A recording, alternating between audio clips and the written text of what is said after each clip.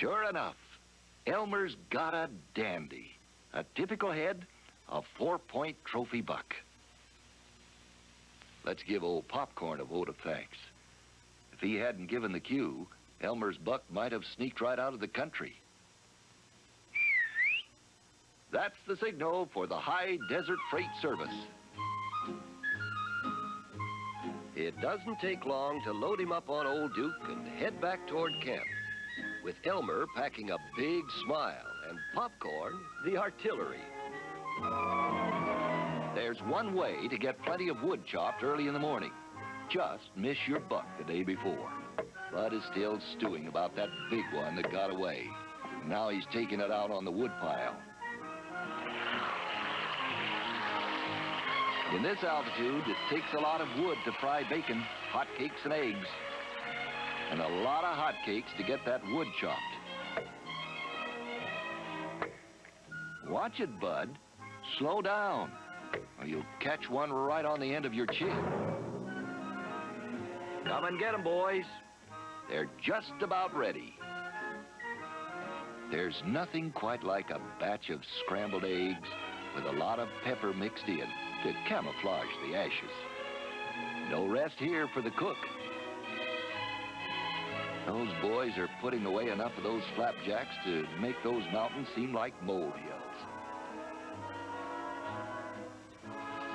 Coffee's plenty strong and hot. Just the stuff for an eye-opener on a cold, frosty morning. Butterflies come from cocoons, but those high-altitude flapjacks sure make the butterfly. A couple dozen sourdoughs, a quarter pound of bacon, 3 eggs, and a squirt of coffee will really set a man up for a good day's hunt. Hotcakes all gone, we grab a saddle and head for our ponies. We're getting a late start, missing the best time of day to hunt. It won't be long before the deer are bedded down for the day. I ride straight for the rim rocks.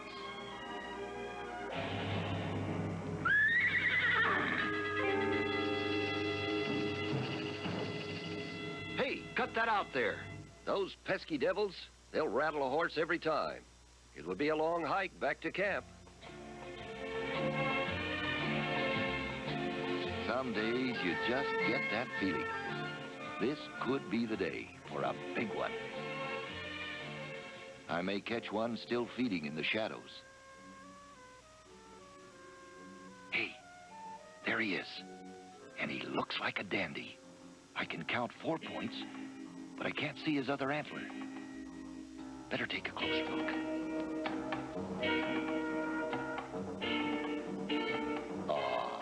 It's a shame.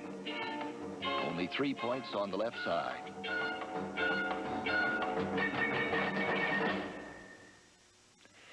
Well, you can't be a winner every time.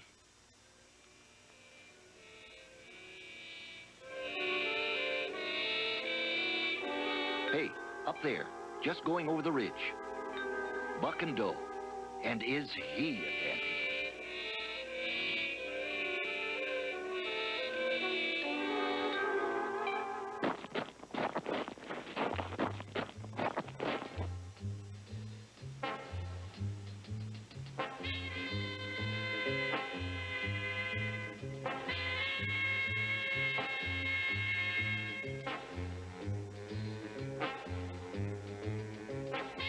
Where did that big boy go?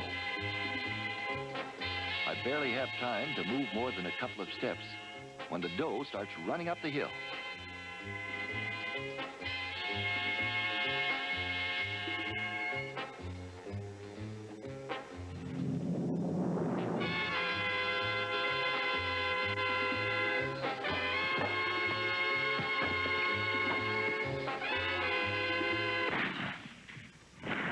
Like he dropped behind those boulders.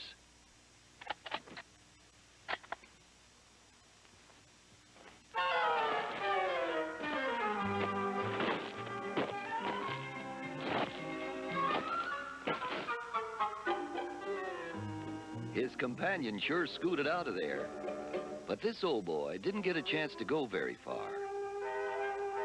He's no world record, but he has a heavy high beam, and I can scratch off 6 points on each side. Now, if we can get the Desert Freight Service down here, we'll load him out and head up out of here. We got back to camp with still enough time for Bud to grab his fishing pole and head down the canyon to the beaver ponds.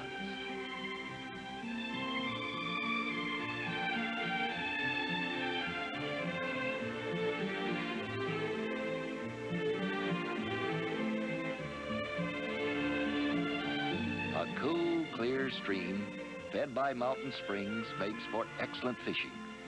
And with the help of the beavers chewing and falling trees to dam up deep pools, it just can't be beat for catching those brook trout. So Bud ties Sean to an old beaver-chewed aspen tree right at the foot of a big beaver pond.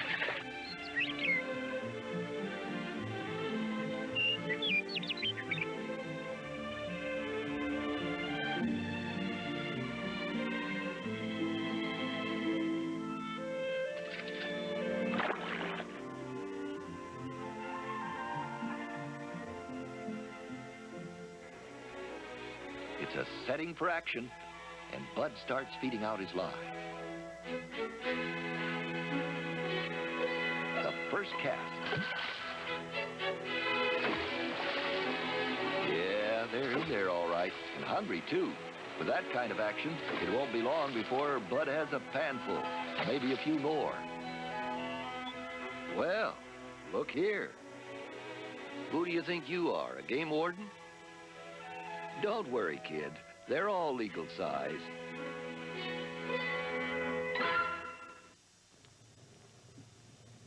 Sure glad we brought Bud along. Eating a catch like that around a campfire is pretty hard to beat. What a great way to end a good day's hunt.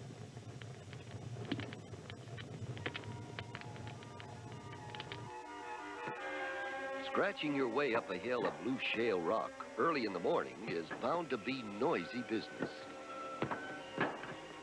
You have to be awful careful or you may alert the big bucks. You can walk right by them, unaware that you are being watched.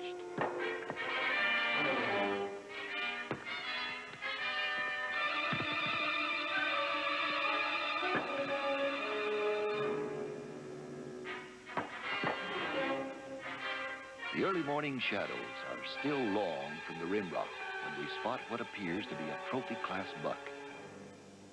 But it's still a little early with binoculars to make out his size. I take a closer look with the spotting scope.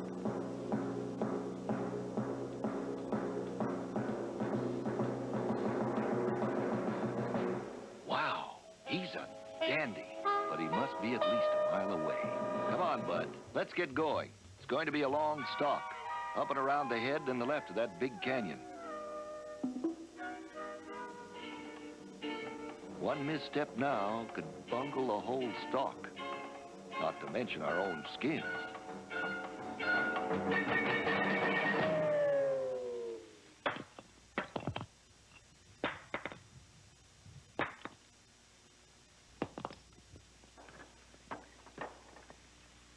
We'll probably never see that big fellow again. But let's go up on top and take a look.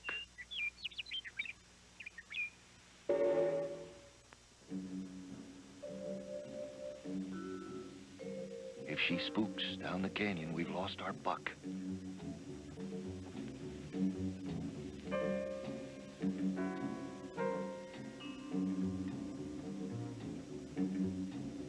Come on, Bud, let's take a look.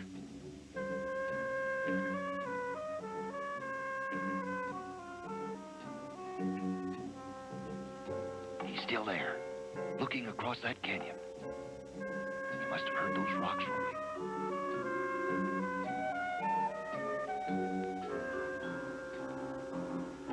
The wind looks right. Let's get over the top.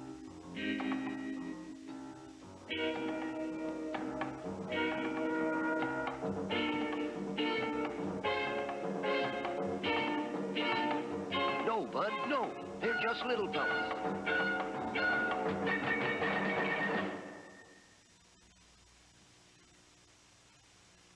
Boy, are we lucky he's still there.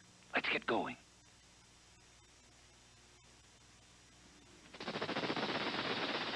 What a time for a flock of sage hens. They'll scare the socks off of you.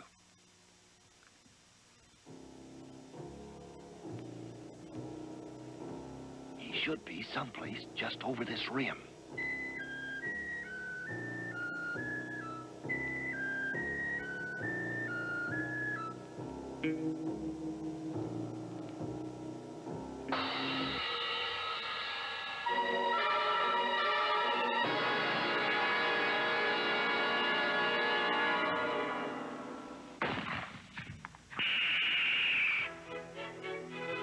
Now Bud has learned the satisfaction and challenge of real trophy hunting and passing up the little ones to bag a big trophy buck. He's a beauty. He's got at least a 30-inch spread, and those long tines will score up high. It takes effort to bag a trophy like that one. It's like any sport. The tougher the game, the more thrilling it is to win. Bud deserves it. He's a fine sportsman. This is hunting at its...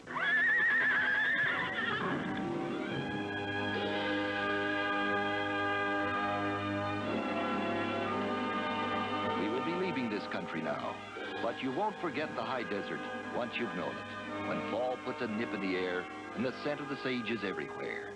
It's big, it's clean, it's exciting.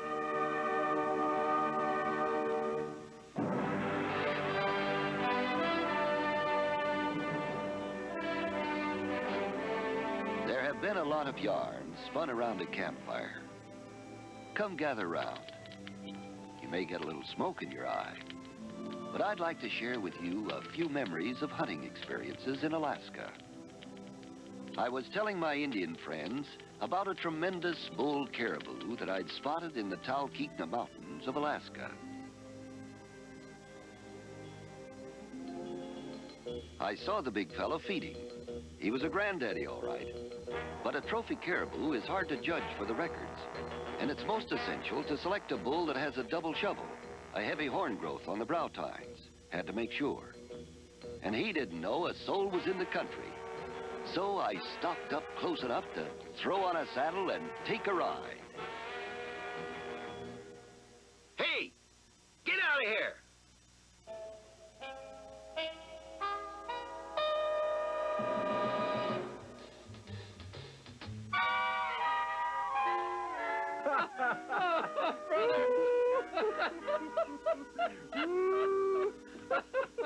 And man, what a surprise. The old boy's eyeballs turned green when he saw me. He didn't have a double shovel, but could I have had a ride? Whoa, boy! Man!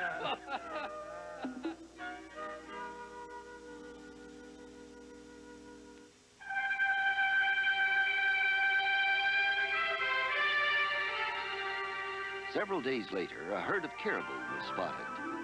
A great bull swimming the lake. After hunting many years for a large double shovel, that big boy seemed closer to filling the bill than any I'd ever seen. What an opportunity. But really, it wouldn't be very sporting to take him in the water.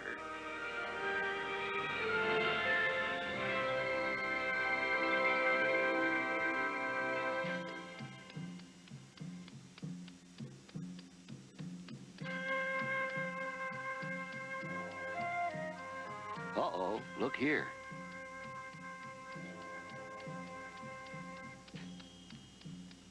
Our bull had never seen a man, but the way he kept those bottom shovels hid, you would think he'd been reading the book. Whoop. Whoop. Whoop.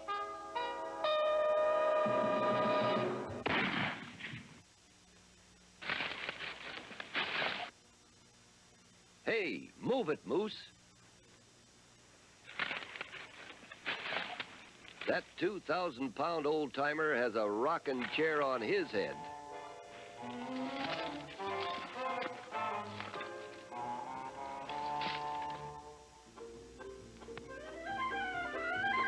What a trophy. 21¼ inch shovels with a 49-inch antler beam. And he made the records all right. But adventures more thrilling were waiting in bear country. The valley of the 10,000 trails and smokes on the Alaska Peninsula.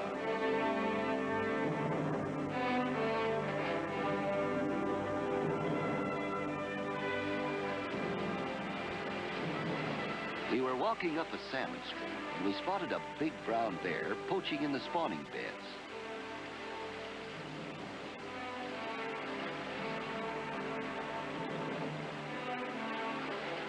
I knew that brown bears have maimed and killed more men than any other animal in North America, even with their poor vision. I wanted to take a closer look.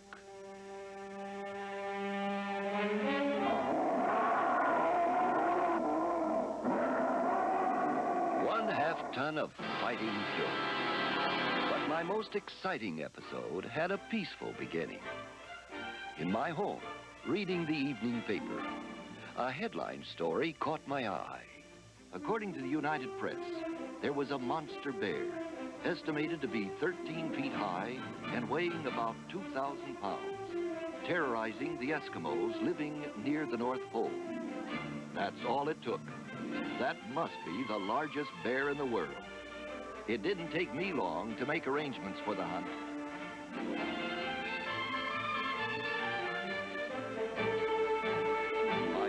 Off point is Anchorage, Alaska, America's last frontier. 80 years ago, they were searching for yellow gold, but now the skyline has changed with fast-rising derricks and a search for black gold. A marauding polar bear is also big news in this part of the world. By takeoff time, we'd heard some mighty tall tales. Tommy Thompson, my partner, is one of the finest bush pilots in the ice country. On our route northward to Point Hope, there's a barrier, the great Alaska Range.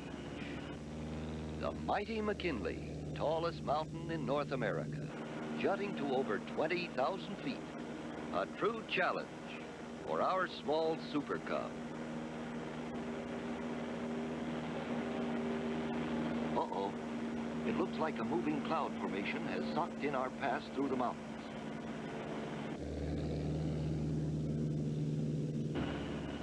That pass is closed tight. We'll have to detour. Good thing we brought extra gas. Well, we're over the top. Could never walk out of that wilderness on a pair of snowshoes.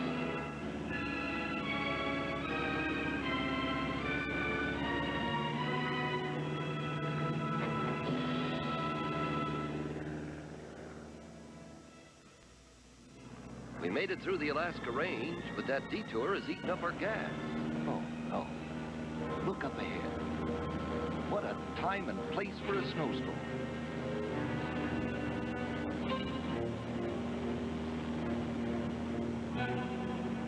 We're bucking a heavy headwind, and we're getting low on gas. We better look for a place to land to refuel.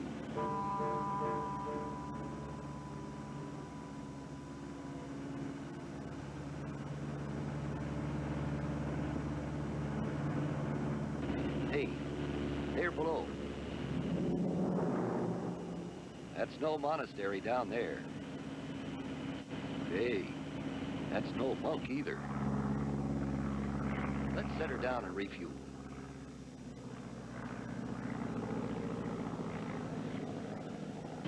Uh-oh, something else is using our landing strip.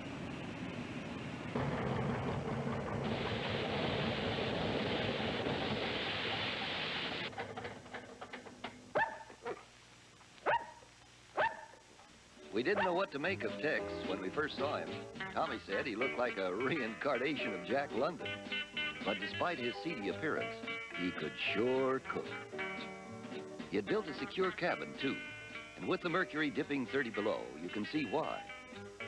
He said he came here to get away from it all, and with little more than a borrowed axe.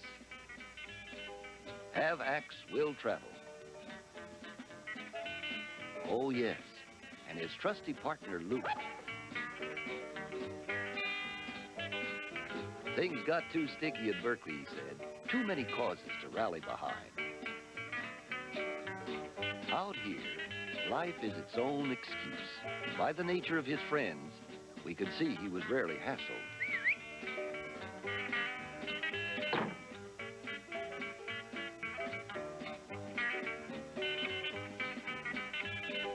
Luke, it seemed, had become addicted to saltine crackers.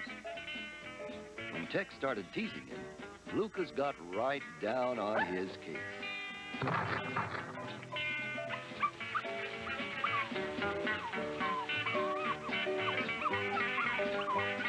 Oh, well, we needed a little kindling anyway. Avak's will travel could sure cord up the wood. We were really fortunate. That canyon we came through didn't look too inviting.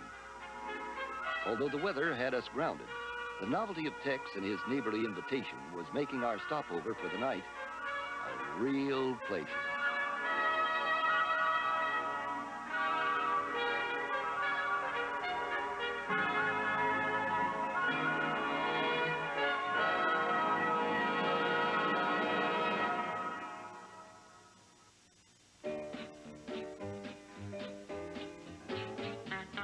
Next morning, Tex awoke with little more on his mind than bagging us some breakfast. Come on, Luke.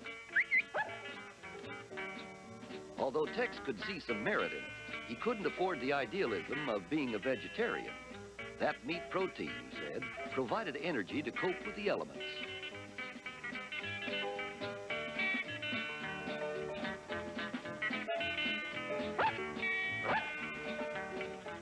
It was evident that anemia was not one of Tex's problems. Neither was he anxiety-ridden. So when the time came, the steady aim of his .410 shotguns seldom failed him.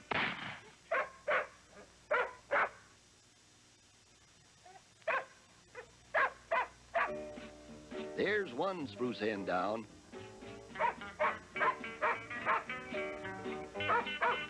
Tex had learned through his crucial hunting experiences that game birds generally flock together.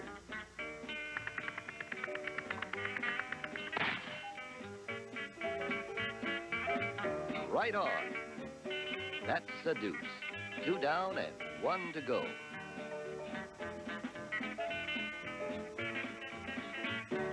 Tex had said earlier he came to the woods to live deliberately, to front only the essential facts of life, and to learn what they had to teach.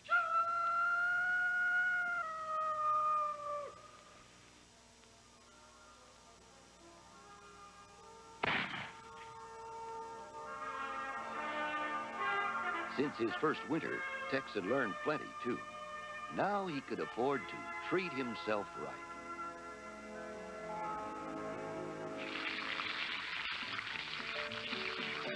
The spruce chicken breakfast was fit for a king, and the aroma wasn't going unnoticed. It made a strange mealtime conversation piece, but we had to hear about that strange structure outside. The problem, Tex told us, it gets a little breezy in the winter, but it sure makes a good summer operation. As Tommy and I gassed up for our flight north, Tex headed out to check his trap line. With his usual success, Tex trapped himself a wolverine.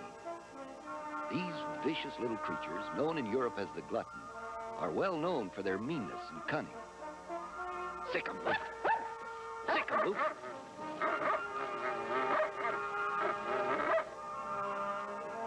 Tex not only wanted to impress Luke with the danger of tangling with these fellows, but he would get $20 for that pelt.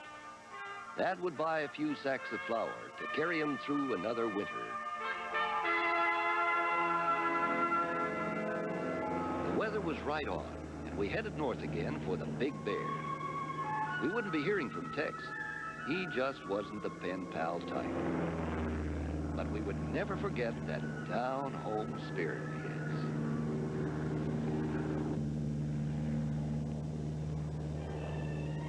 We follow a tributary of the mighty Yukon.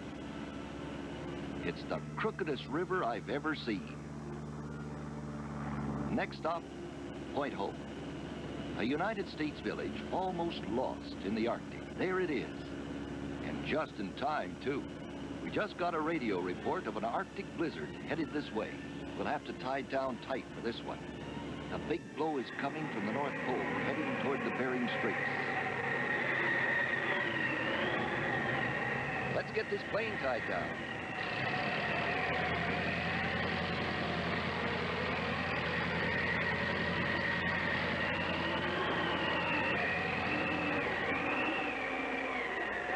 This is Point Hope, the most northwesterly outpost in the United States. The Eskimos living here are proof of man's extraordinary stamina. These polar nomads accept the blizzard and live with the Arctic winds blowing 60 miles an hour. We're glad our plane's tied down. The Eskimos go about their business as usual, 150 of them surviving the worst the Arctic can throw at them. It doesn't stop wash day up here.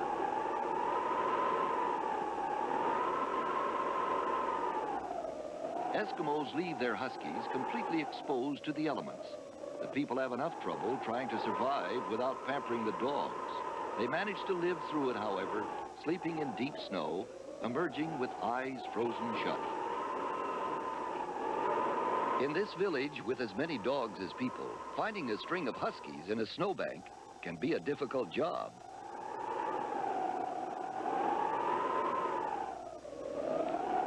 Sometimes they need their windshields wiped by the driver so that they can see. Then they'll start out with eagerness. While waiting for the weather to break, we're anxious to learn more about the legendary bear and our new citizens of the 49th state. So we follow a sled driver on his way to an incredible fishing hole.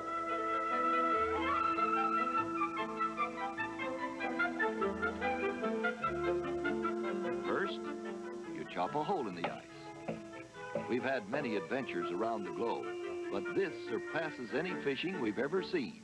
20-pound she-fish, the tarpon of the north, can be pulled out as long as your muscles last. But the trick is to clean them before Mother Nature's deep freeze makes them hard as bricks.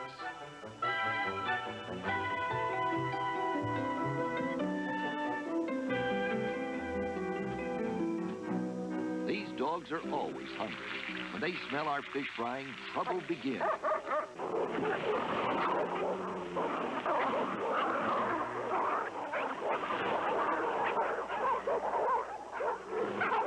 We've got to break this thing up.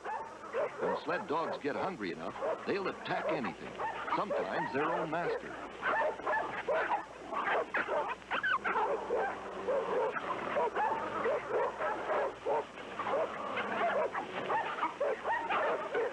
A full belly will satisfy any savage beast. And once the frozen she-fish are tossed out, the scrappy huskies calm down like a bunch of pups. The storm over, we can now get a better look at Point Hope, 100 miles north of the Arctic Circle. No mini skirts here. The average winter temperature is 35 degrees below. If there is a question of their being Americans, this should dispel all doubts.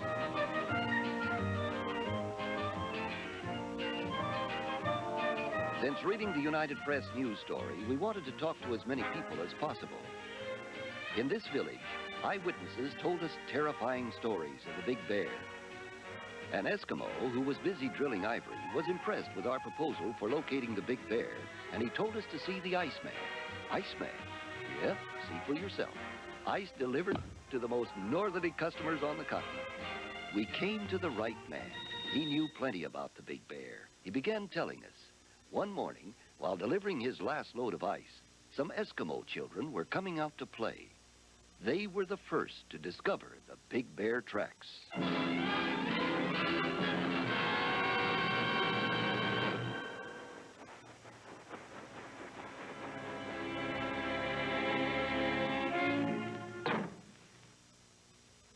He was wondering why his dogs were whining and acting up.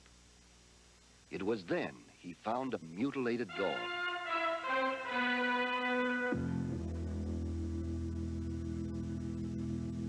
The dogs had seen the big tracks and their slaughtered companion, and they knew the smell of the marauding bear. This bear had to be hunted down. When it was time to go, even the dogs didn't want to tangle with a bear that would attack any living creature he could find. But these little fellows will go.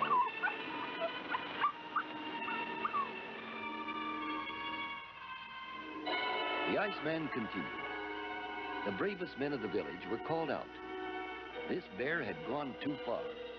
No living creature near the ice pack, from Nome to Siberia, would be safe with this monster ransacking the Arctic. The legend of White Fury had begun.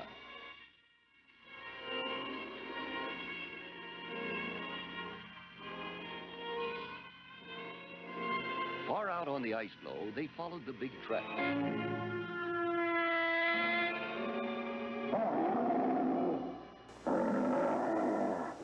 The villagers knew he couldn't be stalked by dog sledding.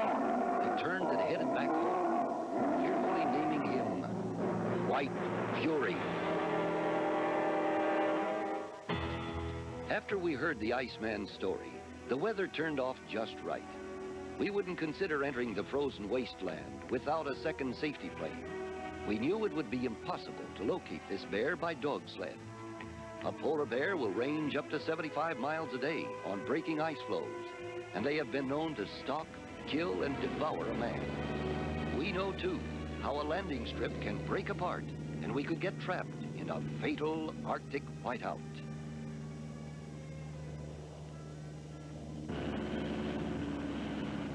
Here comes our friend. Wonder how the fishing's been today. I wish we knew all he knows about this icy world we're encountering. Our instruments are operating perfectly. We've taken every precaution against the damaging temperatures. There, on the left, our first view of polar bears. That's encouraging. Now we have to find the biggest tracks on the ice floe, determine their course, and make a safe landing on sea ice. Polar bears are the largest of all carnivorous animals. Jolly as they may look in the zoo, they're the scourge of the north to the Eskimos, especially on the edge of the ice pack.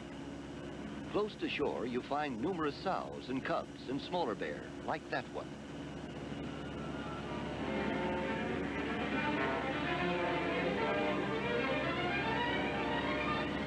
Out here, this great white world is almost entirely unknown. Explorers have never been able to get this far out on dog sleds. It's an uneasy world of cracking ice and unpredictable dangers. We're really out in no man's land now. There's Siberia. We better keep a watch out for planes patrolling this area. Look, Tommy, a plane.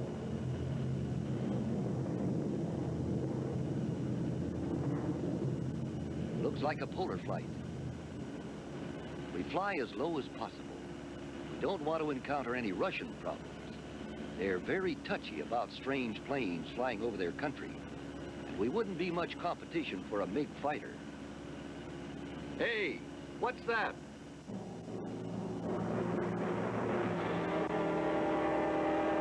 Somebody didn't make it. It must be 3 months old. Look, polar bear tracks. What's that below?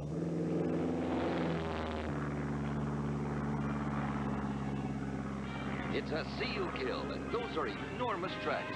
We'd better take a look. Hope that sea ice will keep us afloat.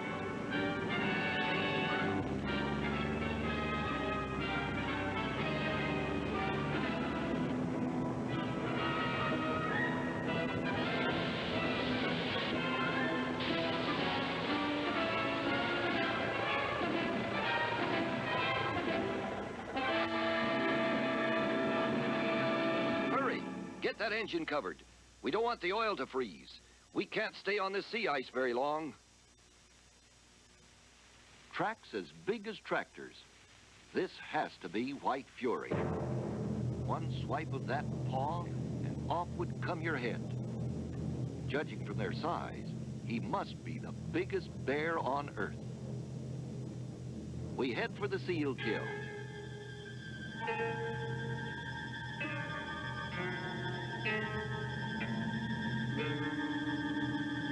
The young seal, just out of his air hole, was completely torn apart by the big bear claws.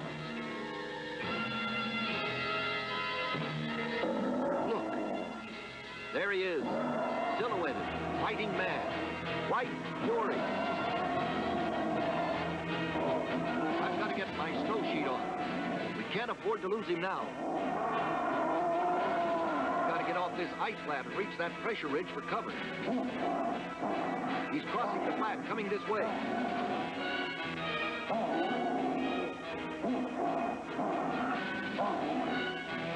Here he comes.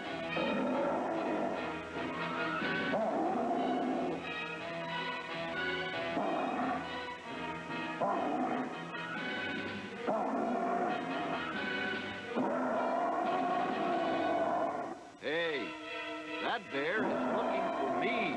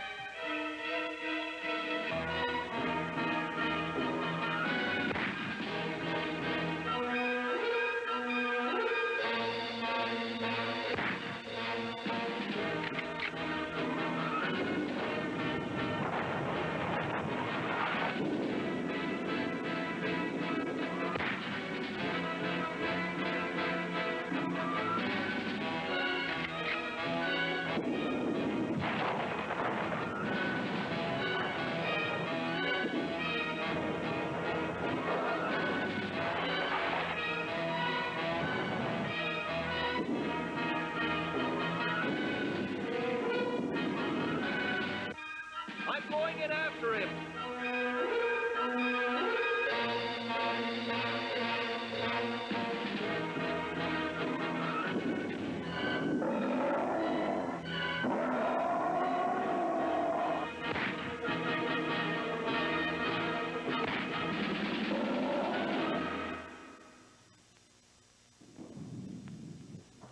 He's too big to budge. Let's get this skid off before we're set afloat by the breakup. If it breaks through the plane, we're sunk. Hurry! It's cracking up.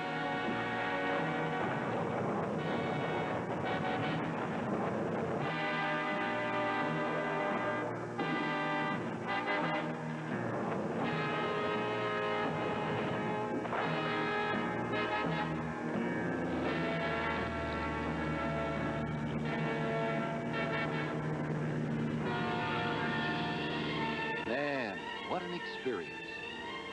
Those Eskimos will be happy to learn that we got the big bear. And of course, we're telling the whole story and showing the big hide.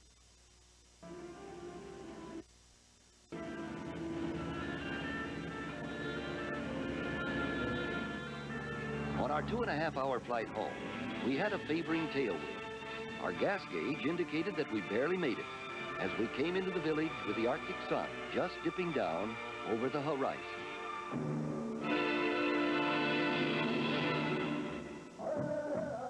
Art really began to appreciate the significance of the expedition at this Eskimo victory celebration. No one can really say if he got the legendary bear, but it was the largest bear these Eskimos had seen.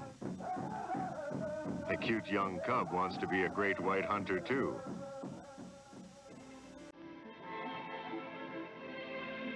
The women clean the big hide carefully, knowing that scientists the world over will want to study it. The 256-pound hide was shipped to specialists to prepare it to live again. This mammoth beast, the largest bear ever mounted, measuring 11 foot 3 inches from the nose over the body curvature to its tail, 17 inches across the width of those paws, 8 feet 7.5 inches around those shoulders, 4 feet 10 inches circling that neck, will change the statistics of all encyclopedias in every country. The Associated and United Press picked up the bear story along with numerous national publications. Sports Illustrated quoted, "A gargantuan trophy, the tallest ever," and you always believe Ripley. Life magazine pretty well summed it up when they said Big Bear. An Oregon hunter gets world's largest bear and gets its stuff. Now, the 2,000-pound rogue who circled the pole stands unchallenged again at world fairs and museums as the greatest bear on Earth. I hope our experience will inspire other polar expeditions.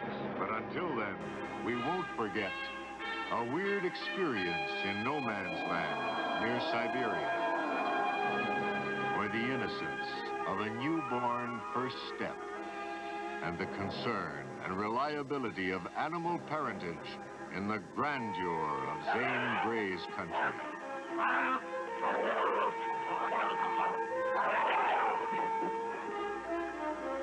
Vast and rugged, on top of the world is the terrain which conditions this vital stamina.